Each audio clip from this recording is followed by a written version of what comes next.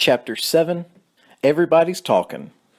San Francisco is known for many things: the Golden Gate Bridge, trolley cars, seals in the San Francisco Bay, a restaurant that serves garlic ice cream, and hills. Oh, the hills.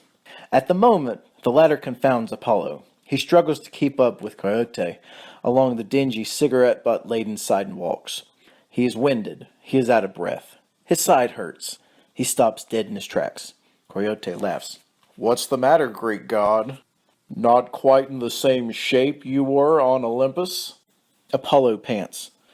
"I think I'm all right. It's just these shoes. They're not comfortable like my sandals. Perhaps those boots aren't made for walking. We should rest." If Coyote owned a watch, he'd be looking at it. "I suppose." Apollo leans against a building. Across the street stands an electronics store. He can see the televisions in the window. Curious, he walks to the store. Horns honk at him as he obliviously crosses the street. Coyote rushes to keep up with him. "Where are you going?" Apollo doesn't answer. He's focused intently on what lies ahead. Once he reaches the sidewalk outside the store, he stops. He is mesmerized. On the screen, there is an old video of Jimi Hendrix playing. Jimi is strumming Voodoo Child and shredding the guitar. The sound is turned down, so Apollo cannot hear the notes, but the sheer visual of Jimmy's fingers on the neck of the instrument is more than enough to hold Apollo's attention.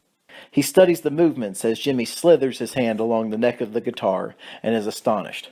Coyote touches Apollo on the shoulder. "Music has changed a bit, hasn't it?"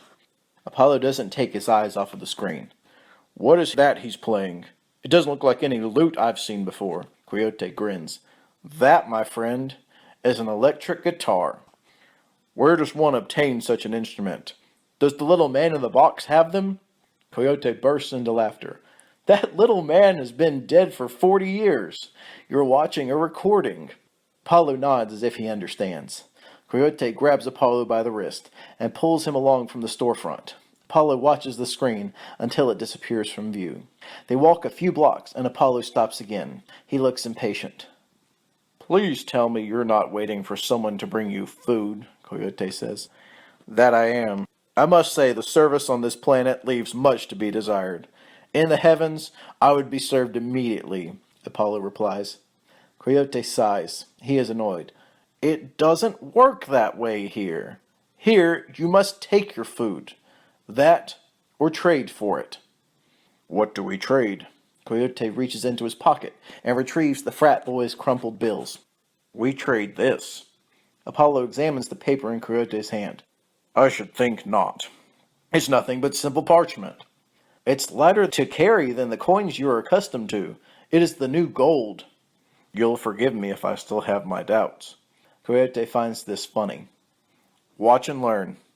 The two round the corner and see Totek's taco truck. Coyote steps up to the counter. "This is what I'm talking about." Apollo sniffs the air. It's an interesting scent, not one that he's familiar with. "I'd prefer ambrosia and nectar." "Afraid that's not going to happen. All he has are tacos." "What's a taco?" "They're kind of a local delicacy," Coyote answers. Totek looks down at Apollo and Coyote. "You boys hungry?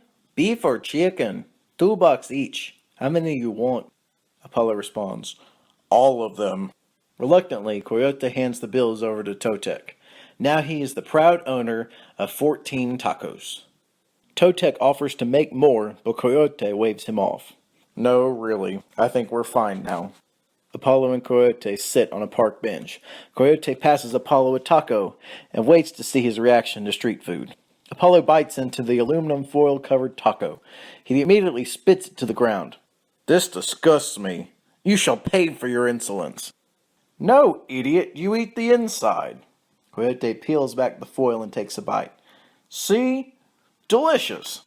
Apollo peels back the metallic outer layer and bites into the flour tortilla. Coyote was right. Tacos are delicious. "So let me get this straight," Apollo says. "If you give someone parchment, they give you tacos. That's basically the way it works."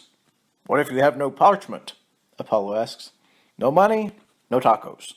Apollo and Coyote eat till they've had their fill. It is quite apparent that Apollo ordered too many tacos. Several are left untouched. A homeless woman with a 6-year-old boy in tow happens by. "Excuse me," she says. "Would you have any extra food? My son and I haven't eaten for 2 days." 2 days? Why, that is terrible, Apollo says. "Here, we are not going to eat these." Coyote protests. "We paid for those with hard-earned cash," Apollo corrects. "He stole it." Coyote glares at Apollo. The homeless woman laughs. "It's okay. We won't tell." She makes eye contact with Apollo. "About those tacos?" "Of course." Apollo gathers them together and hands them to the woman. She smiles. "God bless you." She looks to her son, who is hiding behind her legs. "Tell the nice man thank you." The boy rushes into Apollo's arms out of gratitude. This surprises Apollo. While he has sired many children himself, he never really spent any time with them. The feeling of the boy's embrace is an unexpectedly pleasant sensation. Coyote chastens Apollo. "You must never, ever give anything away without getting something in return. It's the way of the system now." "But why?" "They had nothing and we had plenty," Apollo counters. "Let me put it in a language you'll understand. Quid pro quo." Apollo nods. He understands. He doesn't agree, but he understands. The two walk side by side for several blocks. Coyote points out the sights. "These are office buildings. People work there," Coyote says. "What do they do?" Apollo asks. "I don't know. Officey type stuff, I guess." Coyote really has no idea. He's never had a job before. "And those are restaurants. Some are expensive and fancy, like that one." Then he gestures towards a nasty-looking dive. "Some not so much. That's my kind of place." Apollo stares at the neon Budweiser sign that is flickering to stay lit. He is confused. "Why would you prefer it there? The other seems much more elegant." "Those who frequent it are all the salt of the earth. Real people, not phonies." "If you say so," Apollo thanks a Bacchus. "But I doubt that place has an extensive wine list." Coyote laughs. "I doubt that they have wine, but let's go inside for a spell. We'll see if you like it any better than the fraternity houses. Besides, I have some business to take care of." They enter the Joe's Dive Bar. It is filthy, one health department visit away from ceasing to exist. Despite California's statewide indoor smoking ban, the place is a chimney. Smoke hurts Apollo's eyes, and the thickness of it makes it hard to see. But Coyote knows exactly where he's going, so Apollo trails behind him. Coyote grabs a seat at the bar. Immediately, the person sitting next to him gets up and moves across the bar. It appears he doesn't want to have anything to do with Coyote. Then again, neither does Joe. "You got a lot of nerve coming in here, Coyote," Joe says. "You better have my money." Coyote scoffs. "Joe, where are your manners? We simply engaged in a transaction that didn't quite reach fruition. There is always some risk involved. You know that." "Seems like I always come out on the short end of the stick. And look at you. Is that a new jacket?" "It is. And thank you for noticing. You'll get your money back soon enough. I've got a new deal I'm in on. All goes well, I'll even cut you in." Joe's anger doesn't exactly soften, but he's a little more civil. He reaches into the well and pulls out a cheap bottle of whiskey and rocks glass. "Fire water for the Indian?" Coyote nods. Joe motions at Apollo. "Who's the stiff?" "That's Apollo. He only drinks nectar. Make him something sweet, would you?" Joe pours for Apollo. "Fuck that. He can drink the rock gut, same as you." Apollo picks up the glass and examines it. The fragrance is terrible. "What is it?" he asks Coyote. "It's whiskey. Try not to think about it too much, okay? Down the hatch." Coyote finishes his drink in a single chug. Apollo mimics Coyote and tilts his head back. He ends up with watery eyes and having a coughing fit. Coyote laughs. "Atta boy. Now you're drinking like a man." Coyote gets up from the bar stool. "I gotta speak with that man in the corner. I'll be back." Almost as an afterthought, he says, "Joe, set him up with another one." Joe shakes his head. "Anything you say." Joe pours another glass. Coyote leaves and heads to the back of the bar, leaving Apollo alone with Joe. "What are you doing with a lowlife like Coyote?" Joe asks. "I don't know," Apollo replies. "I guess he's my friend." This brings a huge grin to Joe's face. "Let me tell you something. Coyote is no one's friend. He's just some punk. Story is, his dad used to be some big shot over on the reservation. Like a chief or something, I don't know. But Coyote got himself kicked out.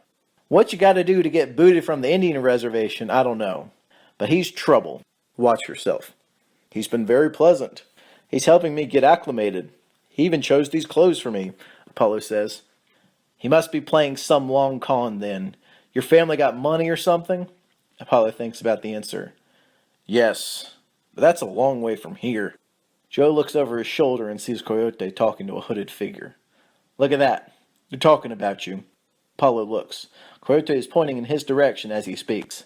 Coyote looks over and sees that Apollo has noticed him. A few moments later, Coyote returns to the bar. Okay, we're out of here, he says. Who was that gentleman you were conversing with? Apollo asks. Nobody you need to be concerned with. Coyote looks at Joe. I trust you were spewing niceties about me? I gave him the short version, Joe responds. Except, with you, it's the only version. Coyote grabs his coat and ushers Apollo towards the door. Hey, Joe yells. You paying for those drinks or what? Just add it to my tab. You know I'm good for it.